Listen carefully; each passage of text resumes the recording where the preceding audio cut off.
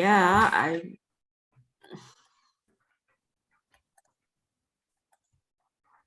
Yes, good morning, Vanessa. Good morning. Thanks for accepting our request for this training. We look very much forward to engaging with you. So I think more people will be joining. 9 o'clock is just when people are in between meetings or getting from home to the office, or vice versa. So I hope more people will join. I know a great number registered, so I'm sure they will join. They were maybe like me looking for the link. So sometimes it happens. Yeah. If we can send the link to them, just a few minutes before, I'm sure a lot of them will be on time. But thank you once again. I look forward to it. Thank you, Vanessa. So I sent the link to the to this particular meeting room approximately maybe 5-7 minutes ago. So I hope that people will continue to join. As you may notice, the session is being recorded. So then afterwards, I'll be able to upload this to YouTube, and you can share it with anyone who might be interested to go over it at their own pace. Today, thanks to the coordination of Samuel, thanks for Vanessa for being here. Our colleague is currently working on the export strategy of Curaçao, and he has asked us to organize this particular workshop because he finds that it will be beneficial for your staff and also the private sector. Indeed, ITC's market analysis tools has been designed to meet the needs of the policymakers, researchers, company, and even academic institutions. Today, we have with us Dimitri, who will be the lead trainer. I will be the second trainer. So during the session, you can answer you can ask any question in the chat box, and I will address it while Dimitri continue with the training, and maybe at the end we'll also have live Q&A from the floor to Dimitri, but he will be the lead trainer. I would just introduce myself. My name is Pitria Sam Emon. I have been working in ITC for many years in the Trade and Market Intelligence section, the same section as Dimitri. You might have heard about our star product, which is ITC's market analysis tool, Trademap, Market Access Map, Expo Potential Map. And this is exactly what we'll be looking at today during 90 minutes, is these 3 tools and how you can conduct market research using these 3 tools together. Collectively, they should be able to help you make informed decisions for your business, for your policy formulation activity. So I hand the floor over to Dimitri for now so he can introduce himself and continue with the training. Thank you. Thank you, Sam. Good morning, everyone. My name is Dimitri, and I'm a statistician and economist at ITC, working directly on development of ITC market analysis tools. We have quite a number of them. But we will focus on the 3 key ones, which is Trademap, Market Access Map, and Expo Potential Map.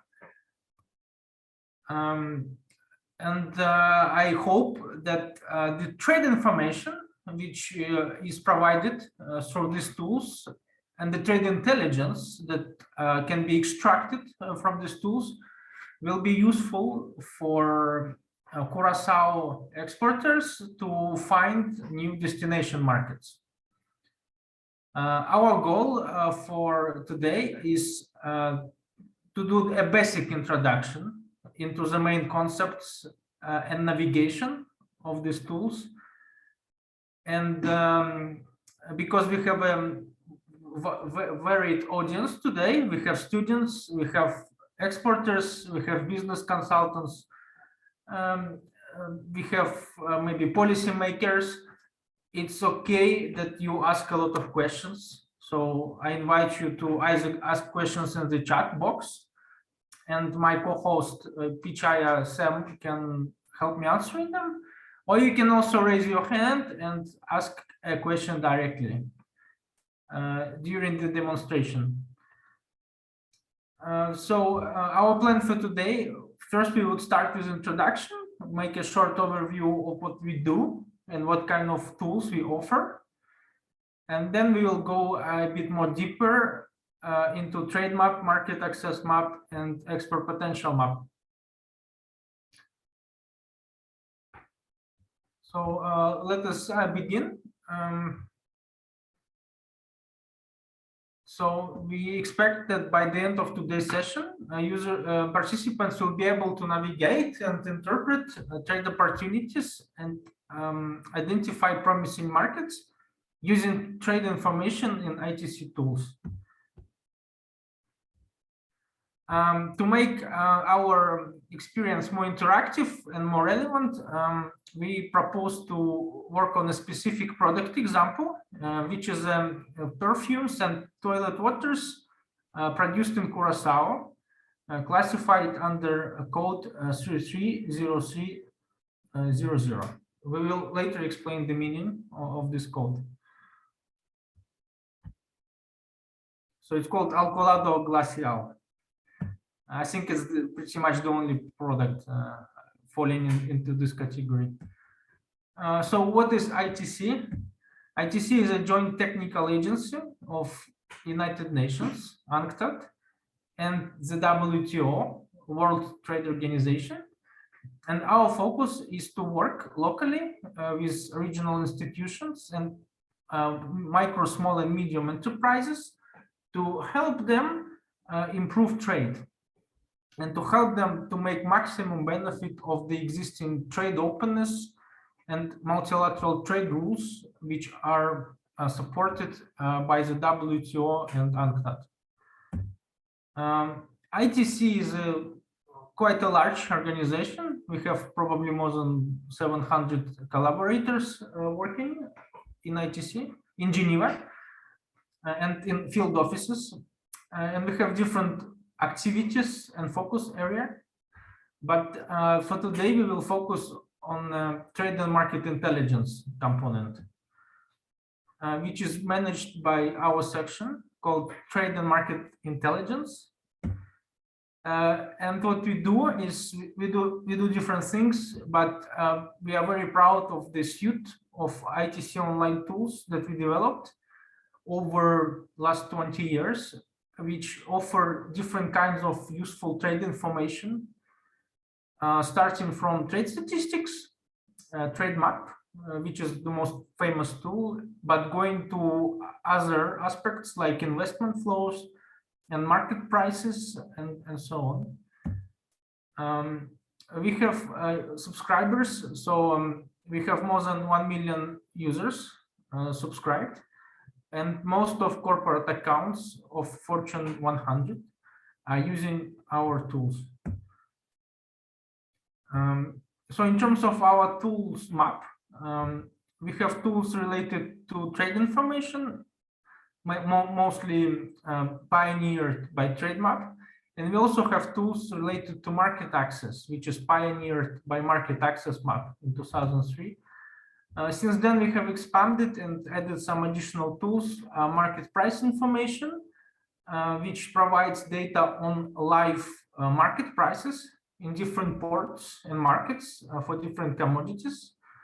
We also have Procurement Map, where you can track more than 5 million public tenders in different countries for supply of different goods and services. This data is updated daily, and as well as market price information. Another new value-added tool is Expo Potential Map, which we will discuss today.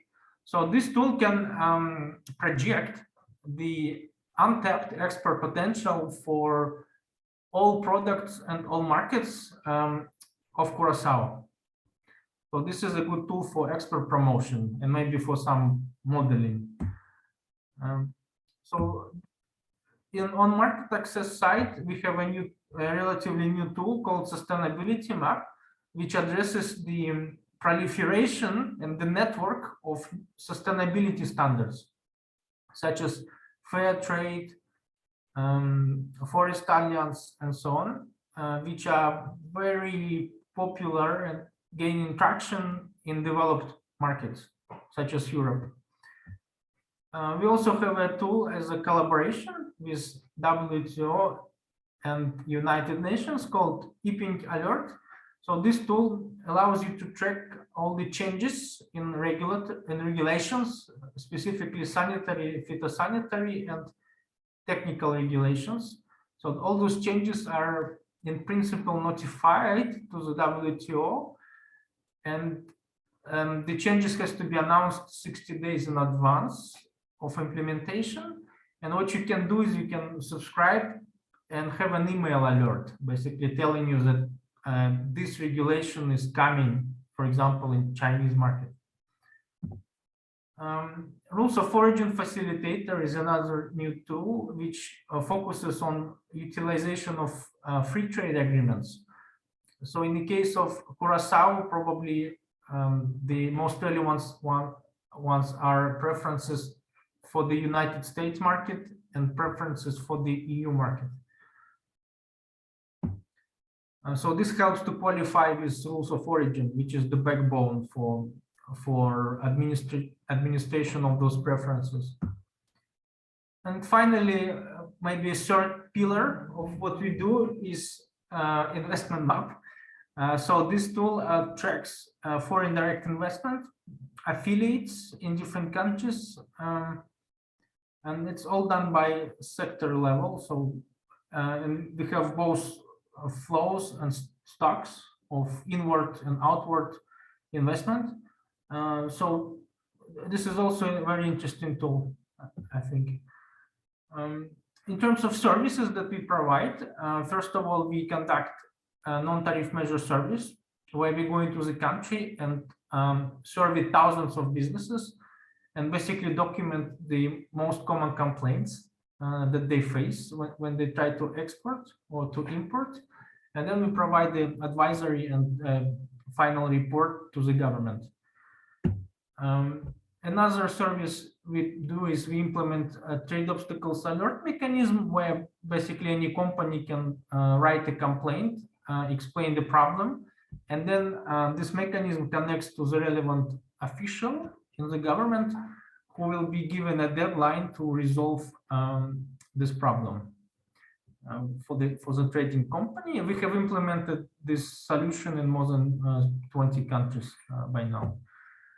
And the final service is the capacity building, which is what we are doing now as a webinar, but we also have some advanced programs where we train trainers to become official representatives of our tools in the country, who will be empowered to conduct trainings on our behalf.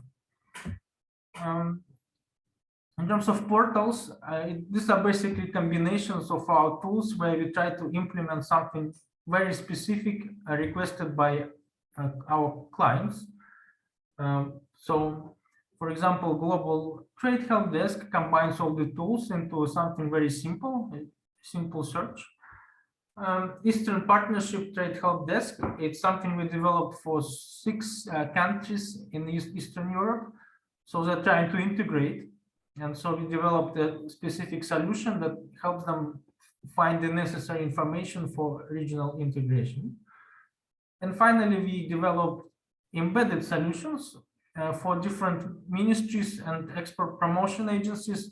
So what we do is sometimes we take, for example, Trademap and put it directly into the website of the institution. We customize it, we fix the country, Curaçao, we fix the indicators that our partner would like to see. And then this becomes like a service provided by this agency, but it's really hosted by ITC, and we do all the maintenance necessary. So this is a brief overview of our activities. And in any case, if you forget or you want to check some of the tools, you can go to this address, marketanalysis.intrasend.org. and you will see all the tools here in a single overview. You will see the learning corner where you can watch a lot of videos on how to navigate our tools. And you can also read newsletters. So we publish quarterly newsletters. They're quite important because we announce all the new features and new achievements and new additions to our tools. So if you want to see what we are doing, what is happening, I advise you to subscribe and follow the newsletters. Our data is popular among journalists, so we collaborate with different newspapers to provide them with analysis and data. We also provide our indicators based on our data to different publications. Some of them are like rankings, so they rank different countries based on different trade parameters. So we are calculating and providing this data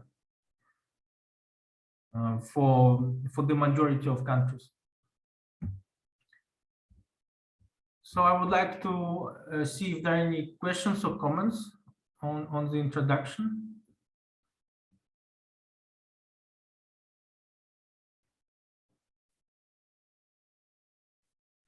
So if we don't have any comments, I suggest to proceed to the first tool, which is Trademap. And before you begin to use our tools, we strongly recommend to do the first step. And the first step is to create an account. So the account is free because Curaçao is classified as a developing beneficiary. So normally in developed countries, people pay something like $900 per year to use our tools. But you will see, as you are based in Curaçao, it will be free for you. Based on your address. So to create an account,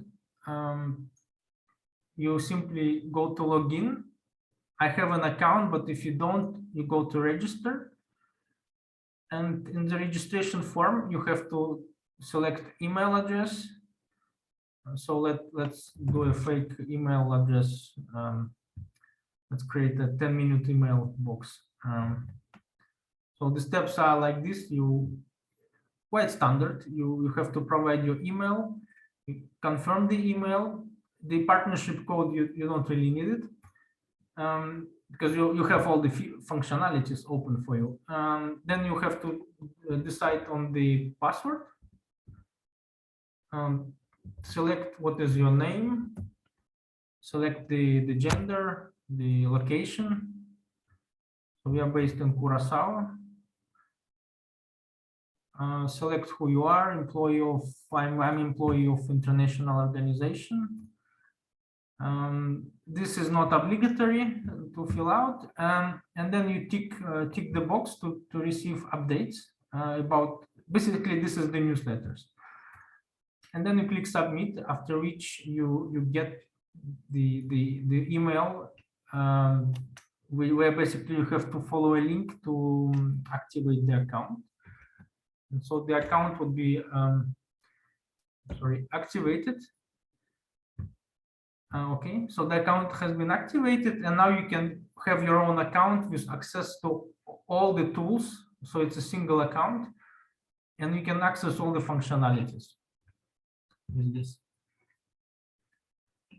So we will not do it right now. I hope you can do it after the session, but I have demonstrated how to perform this activity.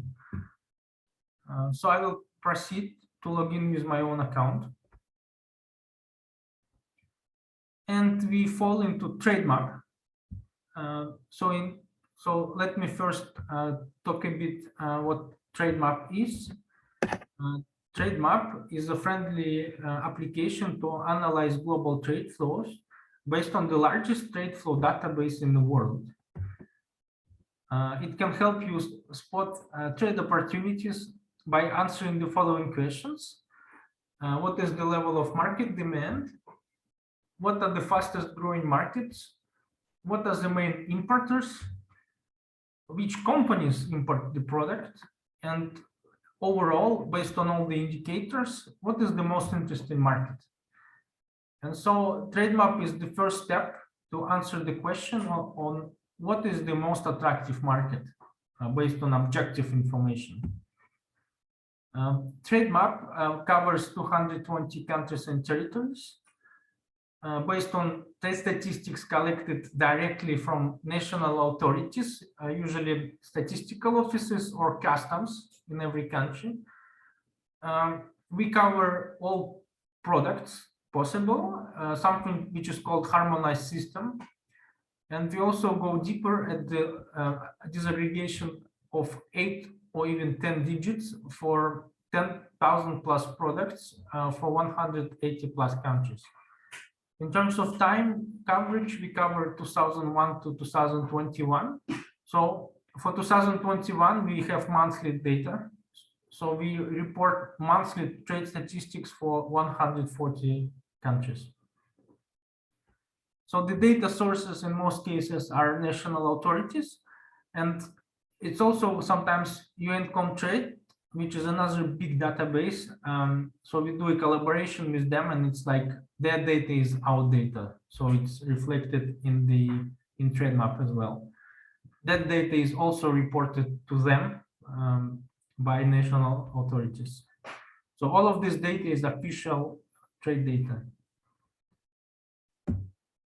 So to proceed to the functionality of Trademap, I would like to first ask a question, a basic question.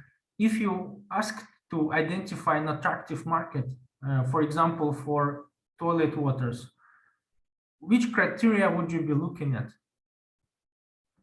So I would like to suggest you to think for a minute and propose some options. So this is a very basic question, meaning there is no correct answer. And if you would like, you can also type the suggestions in the chat box.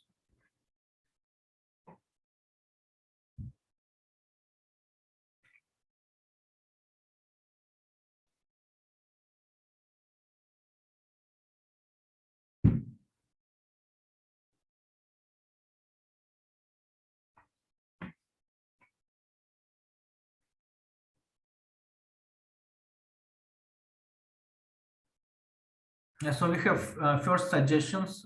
So the market should have high demand for your product. Yeah, yes. Low supply, meaning ideally, yes, you don't have domestic competition in that market. Yeah, weak competition. So you can really become a niche supplier, establish dominance in that market. So these are good factors. Now, it's not the only factors that you'll be looking at.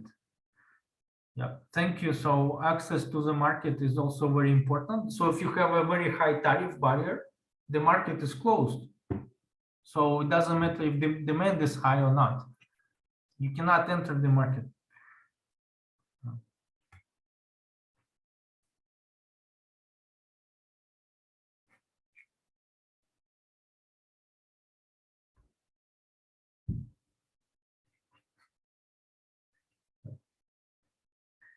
Logistics costs. So logistics could be really important for Curaçao, given its maybe position distance. So obviously, being, for example, Switzerland in the middle of Europe, it's easier to supply all the markets. You can ship it the same day. But yeah, if you are based in Caribbean, yeah, that could be one of the factors you need to take into account when you decide which markets to target.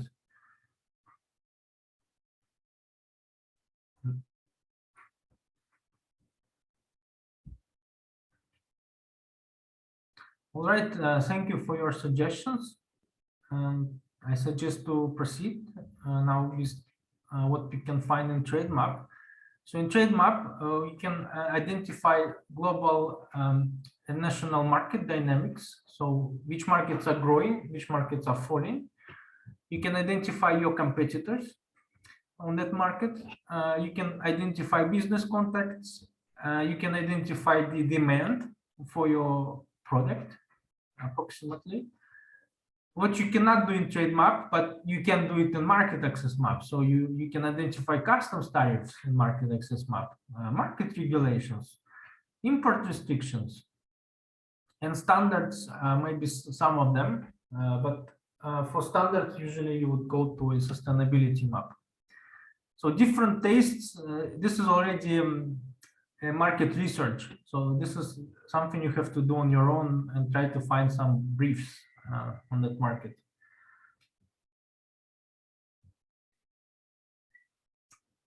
Yes.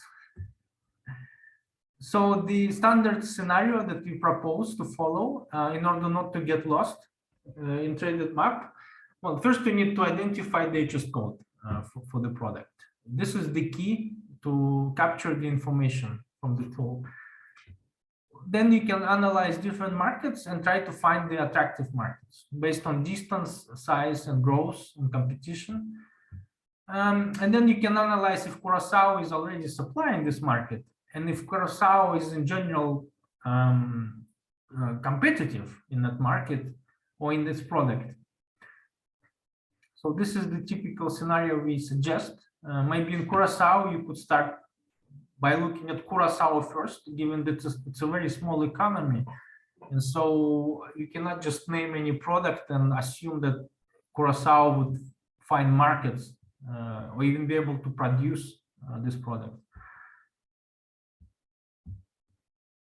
So the indicators that we use to analyze are market size.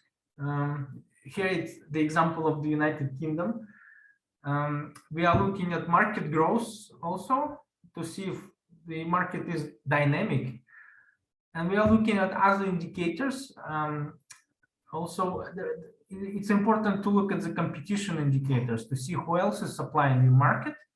And if you can have any chance to compete with those countries and take some of the buyers from those suppliers.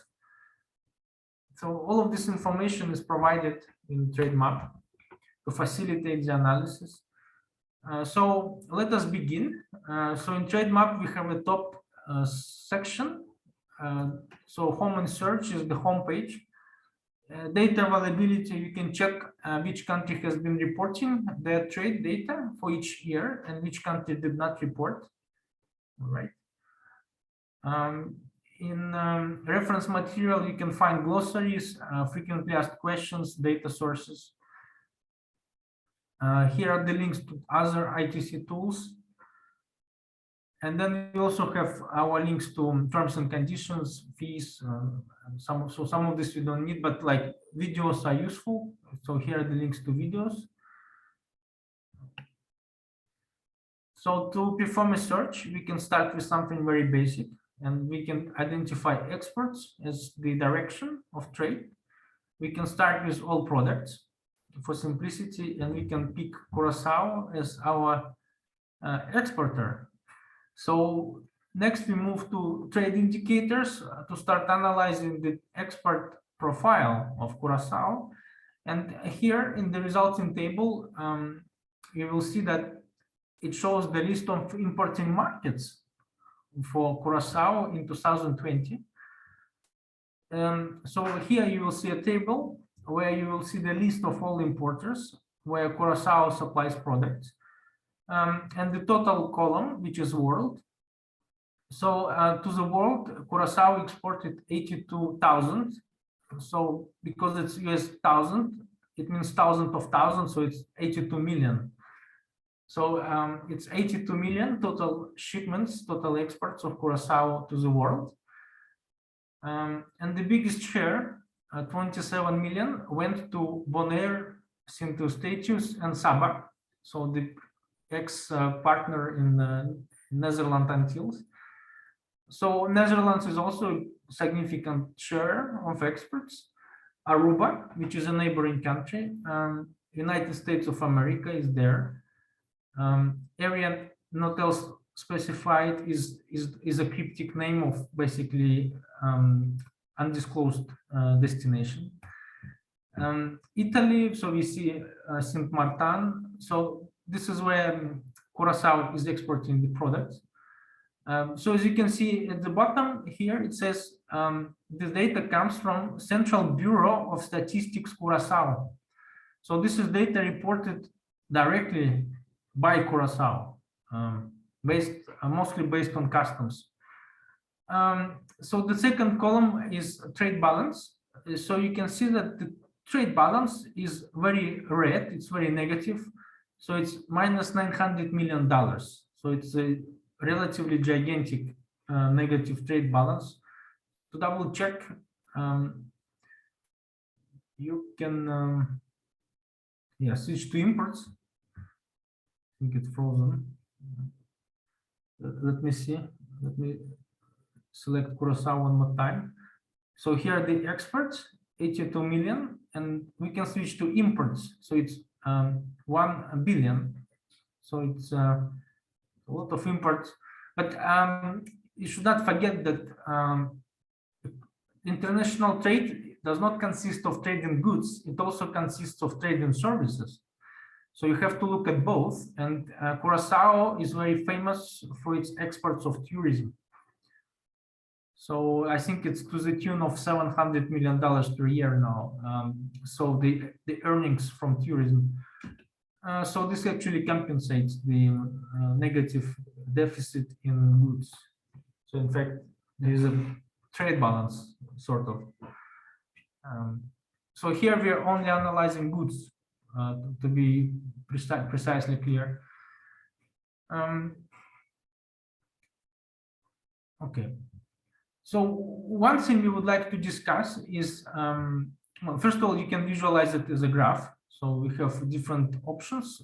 So the simplest graph is just a bar chart on exported value. So basically you can see the same information laid out as a chart. We have a few options. For example, you can change the color. You can change the graph style. Maybe you would like to rotate the graph. So maybe this way is better. You can also visualize a map. So you can see a colored map. So unfortunately, some of the markets like Aruba, they're too small to see. So maybe map is not the best solution in this case. But another thing I would like to say is that in Trademap, we don't only have the data reported by Curaçao, we also have data reported by importing countries, each of them. And this data is called mirror data. And this mirror data shows a different number all of a sudden. So according to mirror data, Curaçao is actually exporting 245 million and not 82 million. So much more than we thought. And we have some interesting destinations appearing here, like Singapore and Spain. So in Trademap, users can visualize direct data, which is submitted by Curaçao.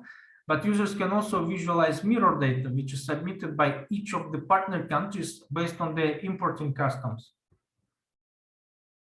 So this is also very useful because you can perform a reconstruction of trade because some countries don't report their trade. For example, Venezuela does not report.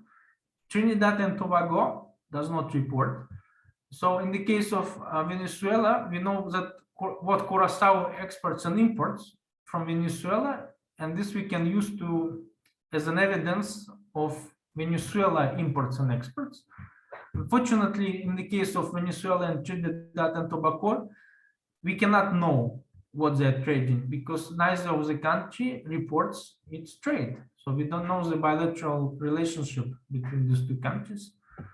For this reason, we are probably missing like 5–6% of global trade in Trademap.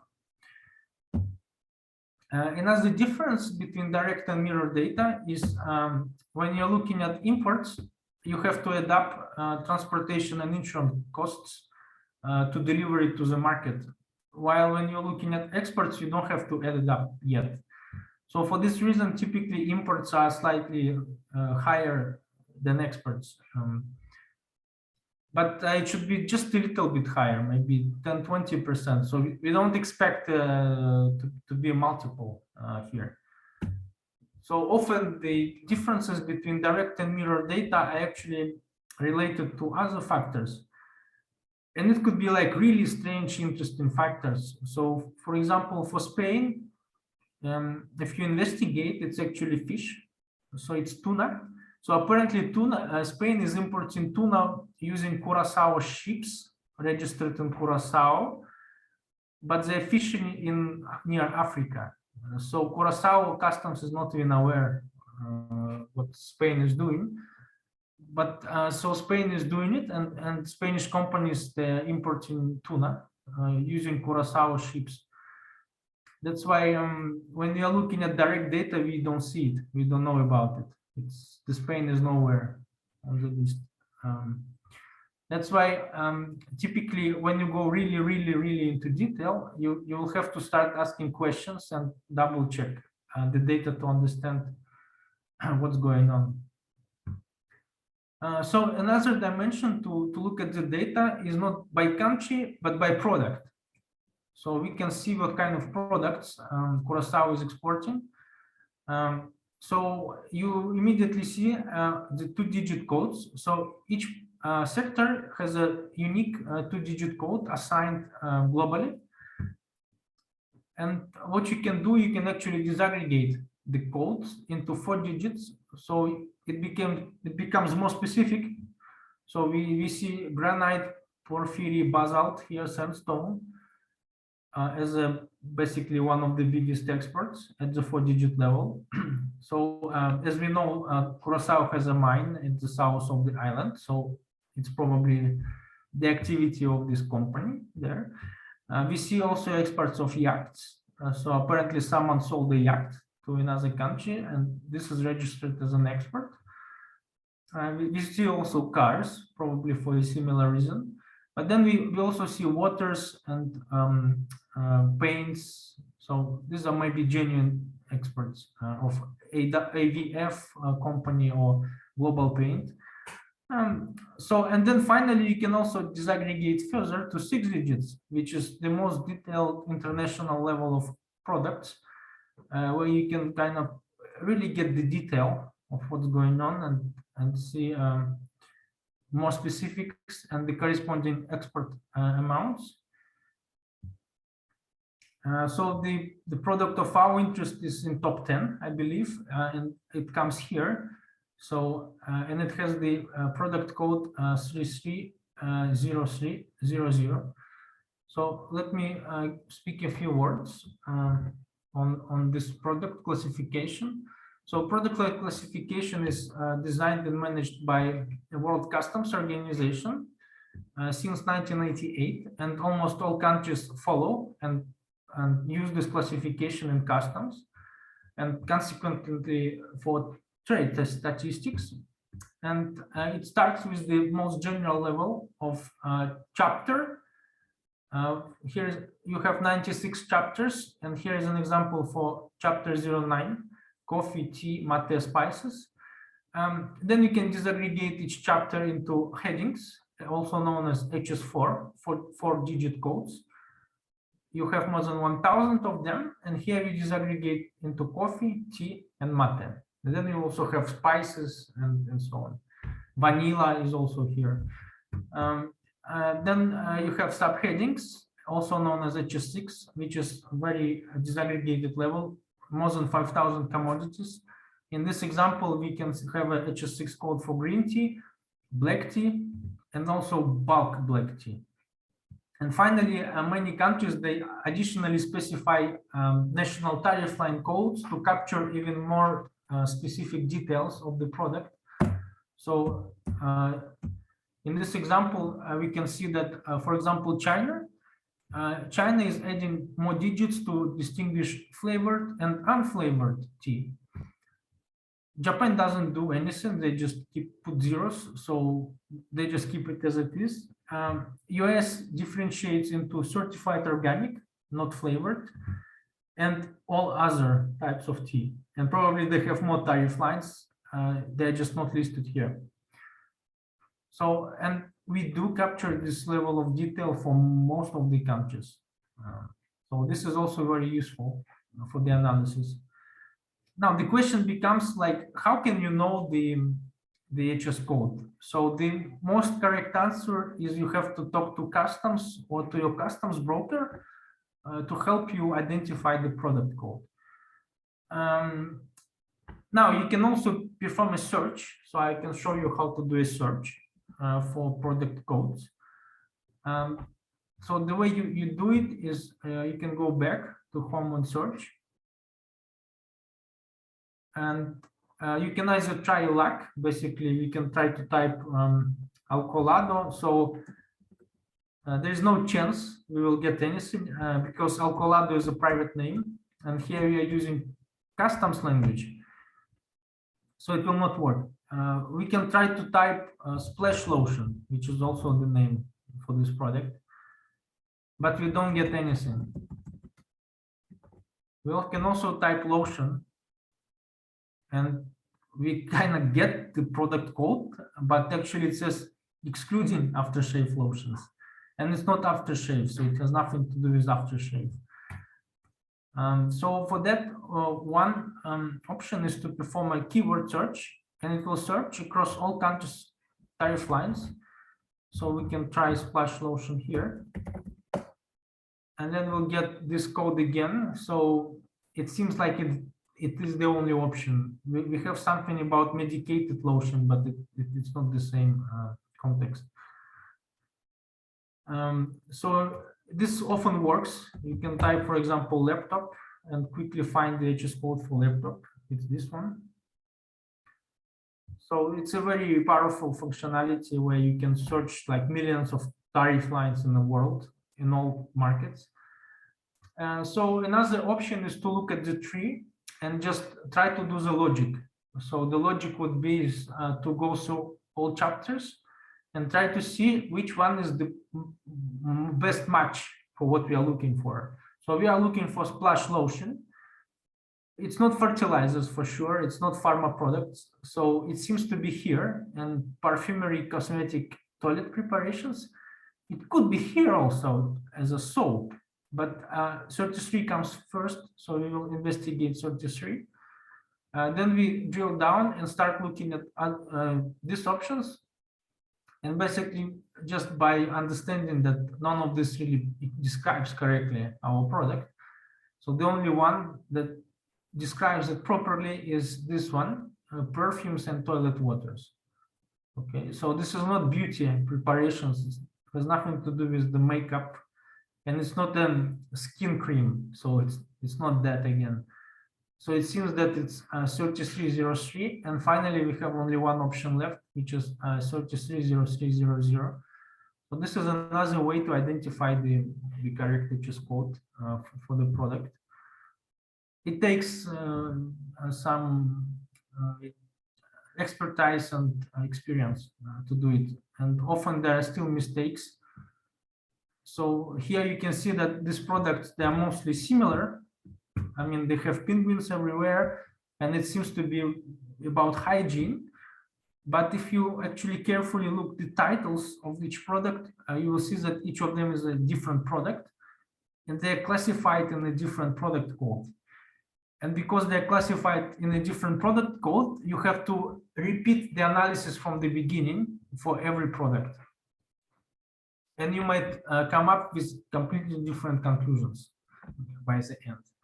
So today we only focus on this, probably the most popular product, splash lotion. So I would like to know if you have questions on HS codes at this stage.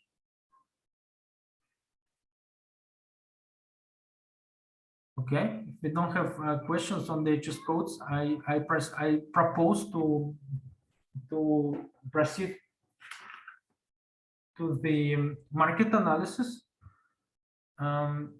So first we can identify where Curaçao is exporting this product. So we saw that it's a top 10 product, and the Curaçao exports 1.3 million according to Curaçao statistics. And so the biggest market seems to be the United States. Then we have Aruba. There is Hong Kong, but these are smaller amounts, and we have Netherlands. We can know how much it was in tons, so it seems to be 96 tons. I don't know how it's useful because it's a small flacon, but customs usually measure products in tons. We also can see the unit value, which is very simple. You divide value exported by quantity and you get $13,000 per ton or $13 per kilogram. So in the United States, the unit value seems to be higher, $27 per kilogram. And in Aruba, it seems to be lower, $7 per kilogram. Now, why is it 3 times difference? I don't know. So it requires additional investigation, how it's possible to have such a difference in the price. So unfortunately, it will require studying, doing a price report. So then we can also investigate growth and see that the growth is actually negative. So the average annual growth is minus 34%. So it's like really falling, the exports of this product. I think it especially fell minus 46% last year in 2019, 2020. And it's falling in the United States, so it's a big driver, but the fall in the Netherlands is even bigger, minus 68%.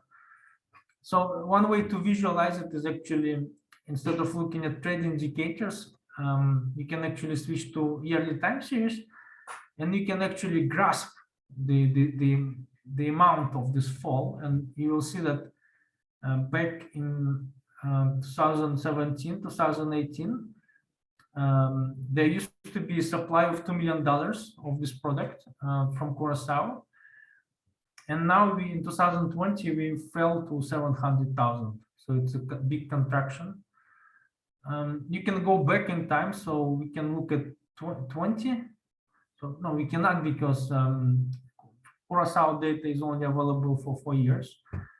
If you switch to mirror data, you can see the numbers, and you see so you see 2 different markets. So you see Panama now showing up in 2020, but you have US, but there is still a decline, so smaller decline, but and you have Netherlands here. So this is mirror data, which doesn't match for the reasons unknown. So this is one way to visualize the drop and try to make sense of it.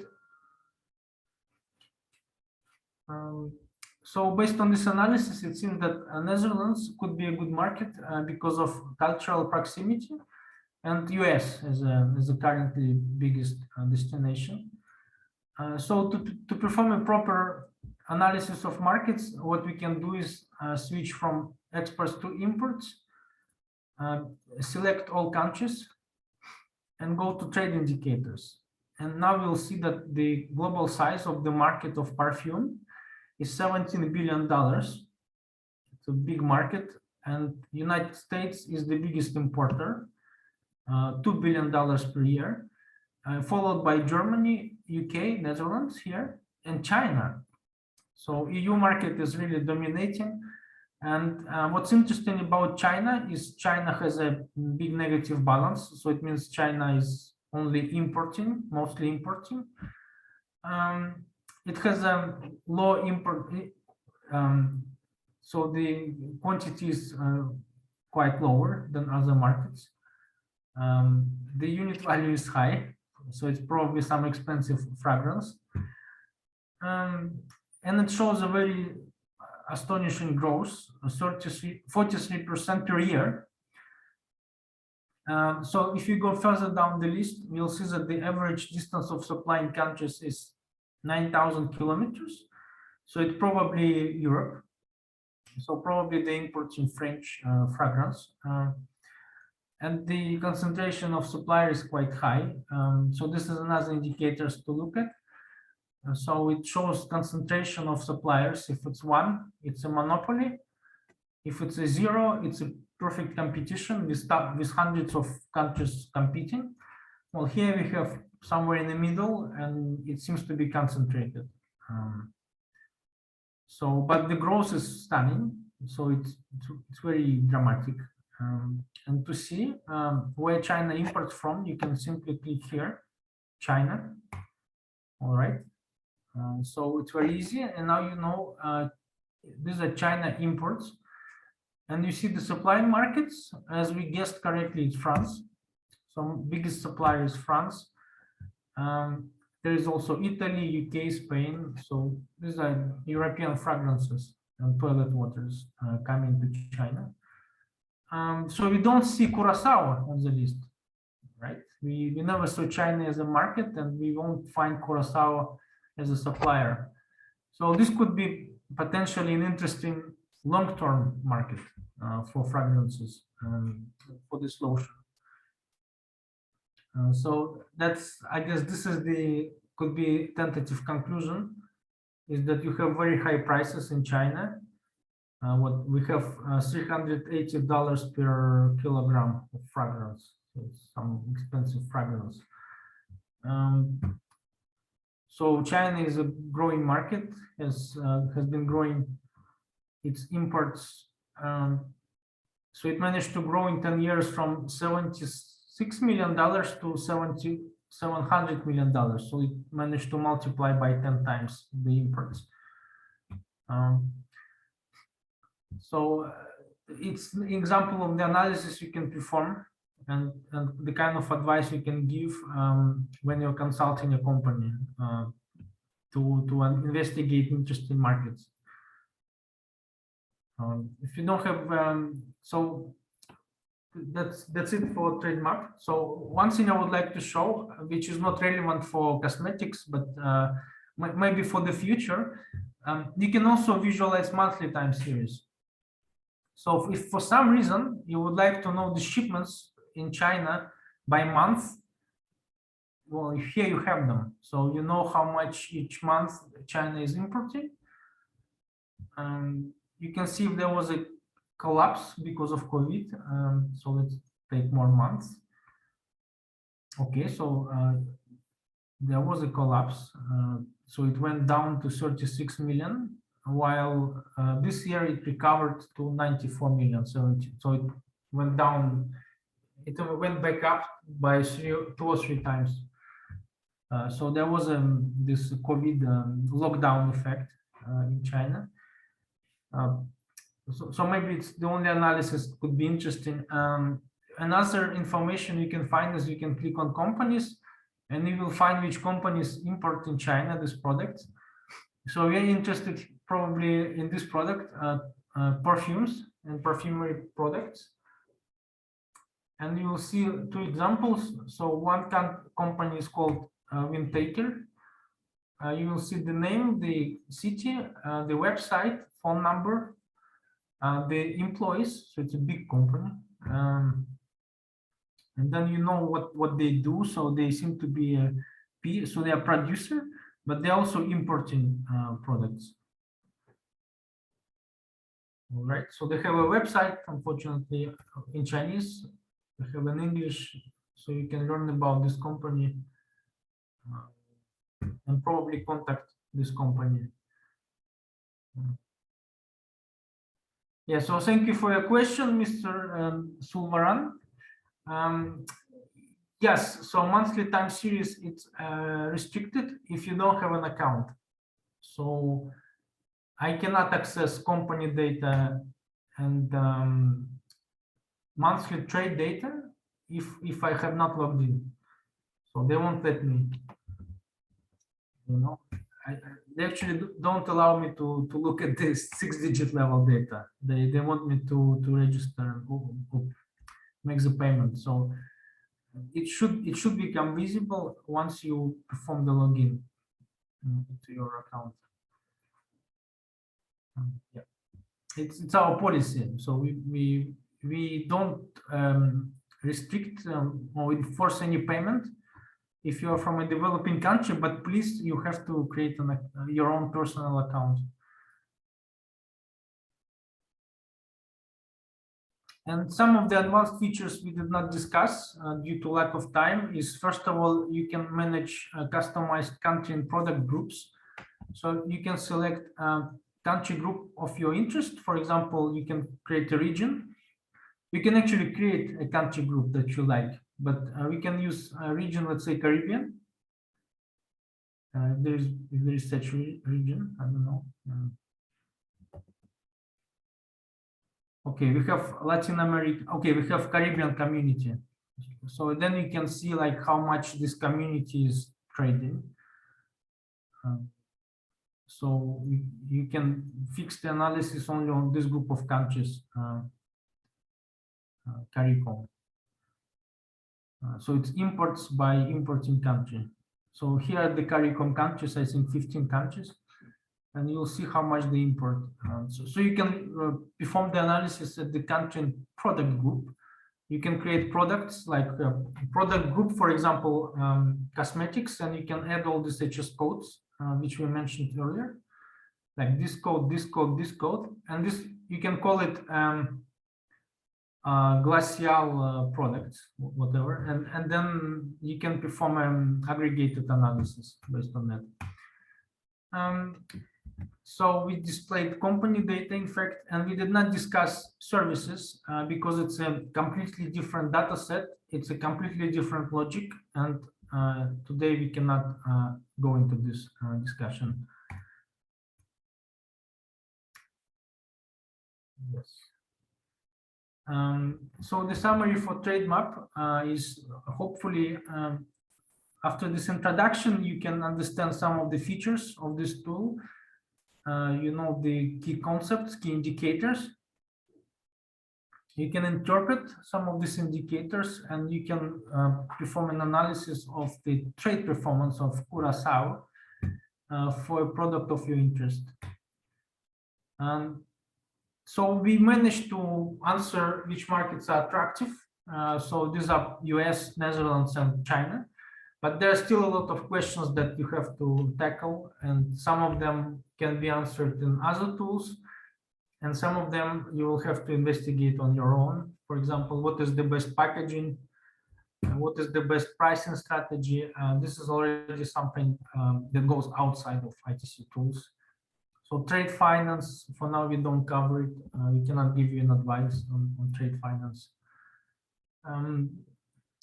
So the second important tool is called Market Access Map, which provides market access conditions for your product in different markets.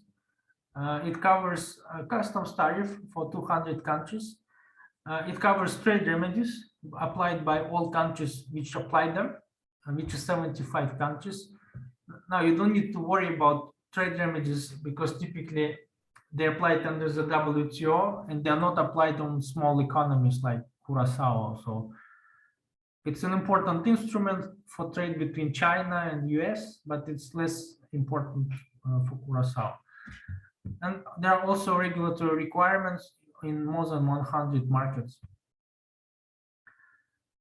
The market access map allows people to compare access, to analyze access, and to download tariff and other data. So in terms of data sources, it's all collected by ITC using our network of government contacts around the world. Some of the data, such as regulatory requirements, they're collected jointly with UNCTAD and some other institutions. And finally, bound tariffs, they're coming from the WTO, but it's how it works. And so in WTO, they have theoretical tariffs called bound tariffs. And if Curaçao accedes to WTO in the near future, they will also have bound tariffs. So market access map has can answer the following questions. What tariffs are applied to my product? And do I have a tariff advantage over competitors? Are my products eligible for preferences? And what are the regulatory requirements applied on my product? So here was a brainstorming discussion, like why do countries use tariffs on foreign products, including on Curaçao products? And the typical explanation, it has to do with fiscal revenue. So many countries collect taxes they consider tariff as taxes, basically. And so they use it for budget. They also use it as a protection instrument for domestic producers, because domestic producers don't pay tariffs, right? And sometimes they have strategic goals. For example, they have a dream to establish an automotive industry. And for this reason, they will be protecting and putting high tariffs on foreign cars while discussing with investors to come and set up a factory in the country. There could be also other reasons, for example, moral and religious reasons, where they consider some products like alcohol, cigarettes, as let's say they don't welcome these products and they put high tariffs on them. So we'll skip non-tariff measures, sorry, trade remedies, but we will discuss a bit non-tariff measures because they're really becoming more and more important. So to see the illustration, I suggest to proceed to MacMap. So macmap.org, and you can use a direct search. So we will select Curaçao as the exporting country. We will select one of our markets, for example, United States of America as destination country, and then we'll have to specify the product code for the product, perfumes and toilet waters. So next you will get the results. So here, as we go already into customs, we have to specify the type of the product. So it's not flour, waters. So it seems to be the last one because it contains alcohol, right? It says it's 70% is alcohol. So this is the correct tariff line. So next we see the information. Voting, right? So it's loading. So we see that the MFN tariff is 0%. So basically, this is the tariff that you'll have to pay. So there is no tariff, in fact, applied as such on the product. So MFN tariffs means most favored nation tariff.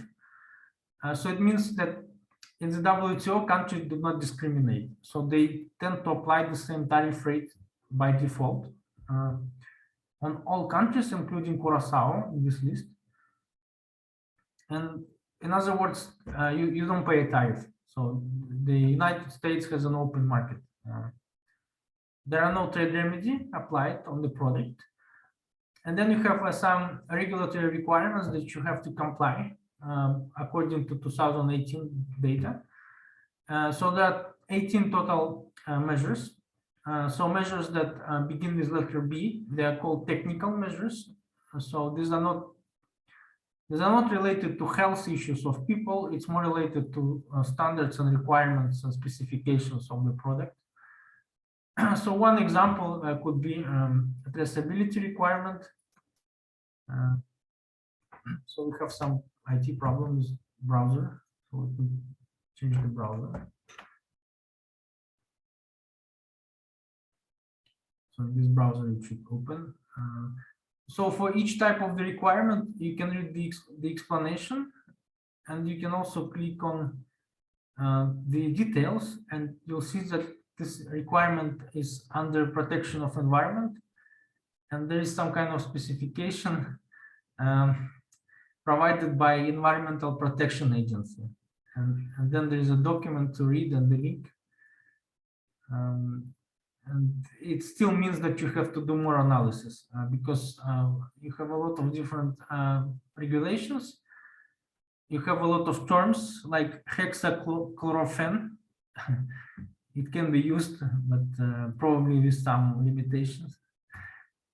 So it means you have to really talk to an expert to first verify that the product is safe and can be exported to the US and obtain all the necessary permissions and paperwork before being sold in the US market. So they're really precautious. For example, they want to make sure that there are limits on use of vinyl chloride and zirconium, more and more measures, chlorofluorocarbons, this, you know, and then you have bismuth, citrate, and disodium, or whatever. So you really have to take your product to the lab and make sure that this product is complying with all the US regulations before being able to supply it to the US market. So in many cases, and in this case particularly, tariff is not a problem. It's the NTMs, the regulatory measures, that are a problem. Now let's quickly change the example, and we can, instead of United States, select China. So you will see that there's a different story. So if you select perfumes in Chinese market, so we have different types of perfume. I think this one is correct one. You will see that China applies 150% tariff on toilet waters from Curaçao. This is a very serious tariff, and it applies on small countries. Some of these countries are non-WTO, like Bhutan. Some of these countries, they refuse to recognize there is an issue with Chinese Taipei. So some of these countries, they do not have commercial diplomatic relationships with China. And so unfortunately, Curaçao is on this list, probably as a non-WTO country. And so this limited list of countries, they unfortunately have to pay this tariff if the product is shipped to China. And so this is probably a prohibitive tariff. So this easily explains why China might not be the right market for Curaçao waters, unless it's really an emotional purchase and you're trying to target a niche in China. So to make a comparison, like how high is this rate, 150%, you can go to a more detailed module, for example, customs tariff, and compare different exporters. So let us select destination country China, exporting country all year 2021, perfume waters. And you will see that the MFN, or the tariff for WTO, which most countries fall, is only 3%. So it's a very small tariff. And unfortunately, this list of countries, including Curaçao, faces a punitive tariff, 150%. And then China has different free trade agreements with different countries. So those countries are getting 0% because they managed to negotiate and sign free trade agreements with China. That's a lot of countries. If you look at it, you have India, even India is benefiting in China. You have Singapore, Switzerland is benefiting. So quite a lot of countries are benefiting. So in this case, China can be discarded probably as an attractive market. So this shows an illustration of why it's very important to check market access conditions before trying to export somewhere. So regarding market access map, I would just like to show and to mention that in addition to simple lookup, we also have compare functionality. So you can, for example, compare markets for Curaçao product. So our exporter is Curaçao. We choose all destination markets. We select our product. And what you will see is the table with all tariffs in the world applied on Curaçao. Okay. So this page is loading. So what you see is 200 markets. For each market, we know the MFN rate applied on toilet waters. So this MFN rate includes a punitive tariff. We also see effectively applied rate, which is something that integrates free trade agreements. So In most cases, Curaçao does not have them. And in that case, the actual rate is equal to MFN rate. And something that's called preference margin, in this case, is 0. So you cannot gain any duty savings because of a free trade agreement. And so another indicator is the import value. In this case, doesn't show trade images. So you can visualize this tariffs also on the map. So this, let's call it a tariff map. In this map, you can see the tariff rates applied on Curaçao in different markets. So you can see that this 0% is US, EU, Libya is 5%. And China is really an outlier, as well as Uzbekistan. They have very high tariffs, more than 50%. Africa is significant tariffs, 20%, 30%. And closed markets like Venezuela applies 18%. So you can do filtering. For example, you want to say, okay, I cannot supply products to markets where you have tariffs like 25% or even 50%. It's too much. Even more than 15% is very high. If you do that, you will see the selection of markets that you can supply with a low duty rate. So you will still have Mexico, you'd still have Canada, US, Colombia on this list. You can zoom into the region. So our region is probably North America, I suppose. Maybe it's in between North America and Latin America. But you can also zoom in and check also different small markets in the Caribbean. So it's interesting that CARICOM preferences do not apply to Curaçao. So in this case, Curaçao is disadvantaged. All right. So one more feature I would like to show is compare competitors. So this module we use to answer a question if Curaçao has a tariff advantage or disadvantage.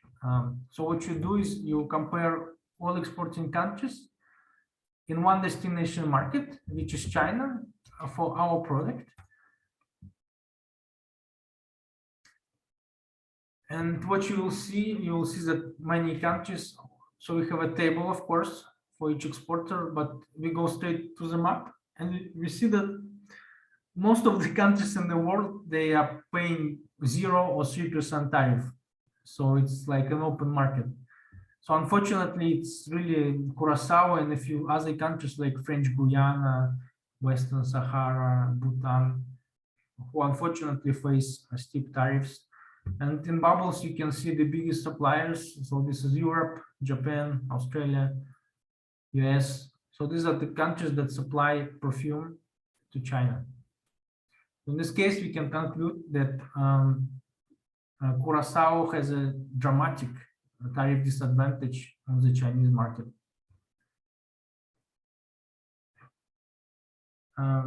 So the analysis for United States would be different. So you have a 0% tariff, which applies to all suppliers. In this case, Curaçao either does not have either tariff advantage nor tariff disadvantage. So the competition is equal. So this was a basic introduction to market access map. So here I had a few clarifying examples of a typical SPS measure and a typical TBT measure.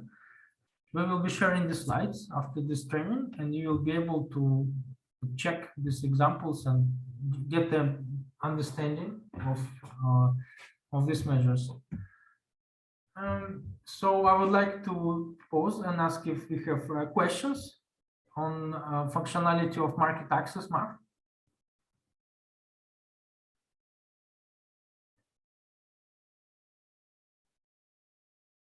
So I suppose we don't. Okay, great. So we have 10 minutes left according to the schedule, and I would like to move to a final tool, which is called Expo Potential Map. So Expo Potential Map helps users to identify products, markets, and suppliers with export potential and discover how much of this potential is untapped. It can also help find new products for export diversification. Export Potential Map can answer the following questions. How much is the export potential for my product in the target market? What are the most promising markets in terms of untapped export potential? And which new products I can diversify into? Export Potential Map is based on a trade model, also known as gravity model, which combines trade, tariff, GDP, and geographic data to produce an export potential estimate. It has a very user-friendly interface to simplify the visualization, and it covers pretty much all countries and all products. The main target audience for this tool is trade advisors and policymakers, but private companies can also use this tool. So this tool uses data from all the tools that we covered before, but it does it in a smart way. So there is a model that combines the factors such as market size, market growth, tariff barriers in the right way. So it puts the correct weights and significance for each input, and that model gives you the estimate how much the two countries can trade potentially. It does corrections based on land endowment, sea access, distances, price elasticities, and GDP and population. So, for example, I don't know if you can grow potatoes in Curaçao. Maybe you can, but for sure you cannot grow pineapples in Belarus, which is the country I'm from. So, saying that Belarus has export potential in pineapples or in tuna, it makes no sense to say that. So it's one of the important corrections that are taking place. So here you would find a formula how to compute the export potential indicator. I'm not sure it can be immediately understood, but there is a methodological paper. So if you are from academia, you're invited to read it and go through all the formulas. But it's basically a typical framework where you look at the export share, import share in the global market, and then you use it to estimate, okay, how big are how much of gravity or attraction between the two trading partners for a specific product. All right, and there's also something called ease, like when you have a common language, if you are very close to each other, you would be trading more. You would have more export potential. I think it's quite very well-known fact in international trade. So this is also taken into account. Well, in any case, so what we want to know is the final result, like where do they point us? Where should we export in? So to go to Export Potential Map, this is the web address. You can also access it from any of our tools directly. So, for example, like this, Export Potential Map. And then we can perform a search. So we will check for Curaçao. So it's Curaçao. We can explore markets. Let's start with products. So here you'd see the export potential basket for Curaçao, and these are colored as the sector aggregations. So the biggest sector in terms of export potential is fish. So we see like tuna, frozen tuna, we have skipjack, bonito, big eye tunas, millions of dollars of exports. Only 32% is satisfied, so it means that in the next 5 years, in perfect circumstances, Curaçao could increase this export by 68%. As we discussed, this data probably is reflected in Spanish imports. We don't necessarily attribute it to Curaçao producers, these exports. But one of the problems of trade data is it doesn't correspond to production data. So when someone trades something, we don't know if it was produced in that country. So another big product is jewelry. Finally, we have whiskeys and liquors, such as Blue Curaçao. Okay, so there are some orthopedic devices, fine. And finally, we have perfumes here. So perfumes is not the biggest product in terms of export potential, but it's there. It's in top 50 for sure. So we see that the actual exports average from the last 5 years is 700,000, but the export potential is 1.8 million. So you can double, almost, yeah, you can double the exports. So untapped potential is like the difference between actual exports and potential, but it's a bit bigger. Because in some markets you have like satisfied your potential or even over satisfied. In that case, we don't punish you, we don't deduct. So you can only have a potential in every market, and it kind of adds up to a bigger number. So what you can do next is you can ask a question. So okay, I have this untapped potential of 1.4 million, but where, in which markets? So you click on the markets. And here you will see a ranking of the best markets by export potential amount. So we have a mysterious Panama here, which comes from mirror data. We have United States, which we saw as the biggest destination. So unfortunately for the United States, it says that the export potential seems to be exceeded. So it basically means that probably there's going to be a lot of competition soon, and Curaçao should be careful and maybe start looking for more markets to supply.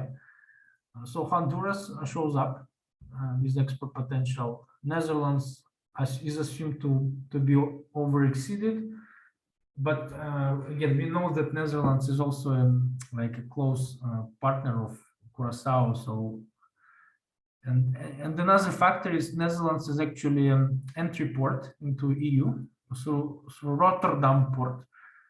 So in fact, when you ship something to Netherlands, it might end up in France or Germany through eBay or other distributors. So it's not necessarily all consumed in Netherlands. So it's another factor that I know, but it's not taken into account in this application, and that's why you always have to be careful when you're looking at these numbers and you are using it in your report. You can also visualize it on the map. So the map shows Panama, quite big. Netherlands is standing out in the European Union. A little bit of Russia, and there is also US.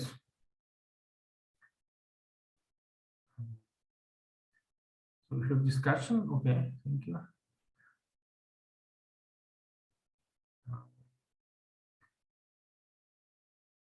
Yeah, so export potential map is quite powerful because you can actually use this number and you can write a report saying that ITC says that Curaçao has almost $1 million of untapped potential in perfumes. Okay, so let's do something. Let's try to do an export promotion plan. Well, yes, but you also have to be careful and try to understand like why there is export potential. So try to check. Try to go to the tools and try to check what are the tariffs, what is the market size. I mean, is this mirror data? Is it direct data? Like, why it doesn't match? Like, what's happening with Panama? So it's always important to do secondary research and more profound research rather than just relying on model. So it's something I wanted to discuss actually, if we had time, but we have to wrap up. is to think critically about export potential, try to understand the reasons why we did not manage to satisfy. So sometimes it could be a legitimate reason. So some of the legitimate reasons are something that's called unmeasurable frictions. Sometimes companies have some strange non-tariff measures that they cannot comply and they are not able to supply the market. Sometimes companies might not have experience to find buyers in that market, or they don't have trade fairs, they don't talk to buyers in that country. Or sometimes they simply did not conduct market research and they are simply not aware about the market. So there are different tastes. So maybe some people don't like mentholated splash lotions at all. It's not really into their tastes.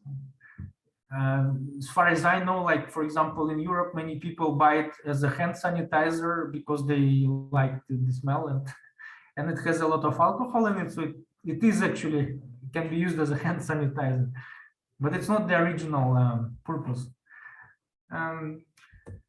So that's why you always need to go deeper and starting from trade statistics, try to dig and better understand the real situation on the market. So we have questions, links. Yeah, so so for tuna, I was skeptical because I wanted to see like where they're catching it. The number looked big, and we know that in fish it can be interesting because when you ship in the ocean, you have to define Curaçao fish, and sometimes Curaçao fish is defined by the flag of the ship. Sometimes it can be defined as a flag plus the nationality of the captain plus owner's nationality plus crew nationality. But this is maybe too restrictive to have everything from Curaçao on that ship. So sometimes there are loopholes, and it can impact trade statistics, unfortunately or fortunately. So before closing the session, I would like to announce that you can actually register for online courses on Trademap and Market Access Map. So these courses are for free and they are launched every quarter. We have a lot of participants from all around the world. They are very interested. Most of these courses are self lessons. So it means you have to follow like lectures, and then you have to pass a final exam. So for Trademap, the course will begin on 29th of November.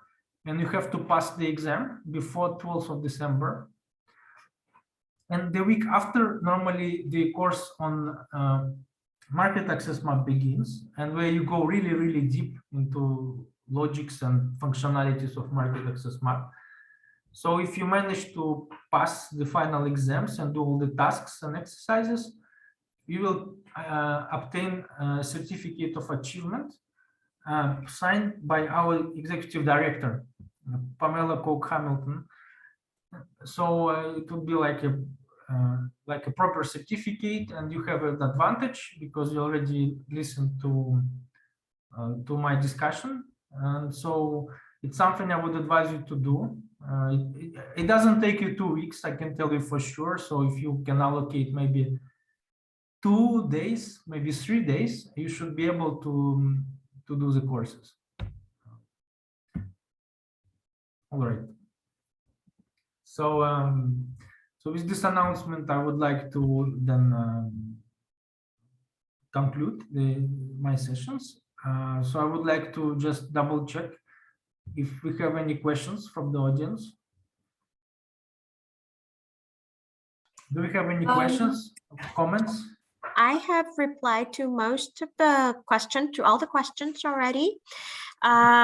Just to reiterate regarding the access to Trademap, if you face any problem, feel free to write to Market Analysis info@intrasend.org. The email address is always available at the bottom of the page of the tools that you are using.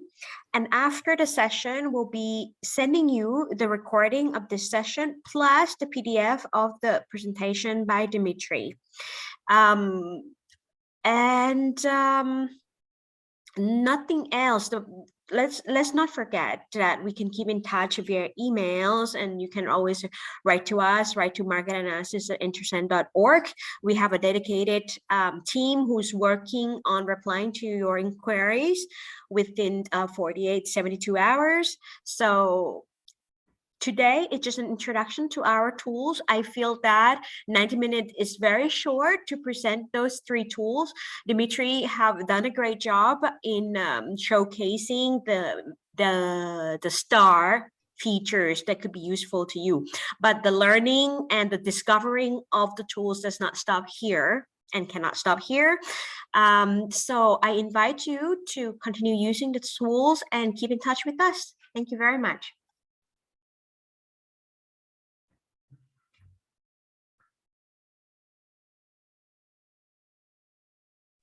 Dimitri, anything else? Yes, so nothing from my side. So I would like to thank everyone for joining us today, and I hope you will be using the trade information from our tools in your daily work and benefit from it. So we will be happily waiting for emails and questions from you here in Geneva. Perfect. So I'll close the session. Thank you, everyone. Thank you, everyone.